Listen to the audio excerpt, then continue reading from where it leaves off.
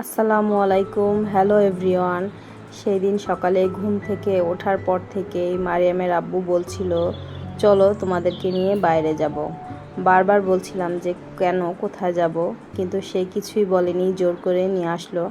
তারপরে দেখতে পেলাম আমাদেরকে নিয়ে এসেছিল দূরবীন বাংলা রেস্টুরেন্ট, যেটা ওয়ারলেসে অবস্থিত। সকালের নাস্তা করার জন্য এখানে নিয়ে এসেছিল। এইখানের খাবার আমি এর আগেও অনেকবার খেয়েছি, তবে এইখানে এসে খাওয়া হয়নি। আমরা বাসায় পার্সেল এনে খাওয়া হয়েছিল। সেদিন আমাদের যেতে অনেক দেরি হয়ে গিয়েছিল, আর দেরি হওয়ার কারণে ওদের সব আইটেম অ্যাভেলেবেল ছিল না। যদি একটু সকাল করে যাওয়া হয় তাহলে ওদের অনেকগুলো মজার মজার আইটেম আছে। ওদের প্রতিটি খাবারই অনেক মজা, তবে আমরা খুব কম আইটেম পেয়েছিলাম। তার মধ্যে নেহারি, সুজির হালুয়া, সবজি, এই আইটেমগুলোই পেয়েছিলাম। ওদের প্রত্যেকটি আইটেম খুবই মজা, আপনারা চাইলে ট্রাই করতে পারেন।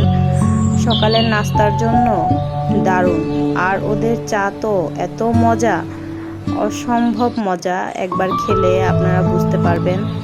আমি তো ওদের চার খুব ফ্যান হয়ে গিয়েছি, আমার কাছে খুবই ভালো লেগেছে।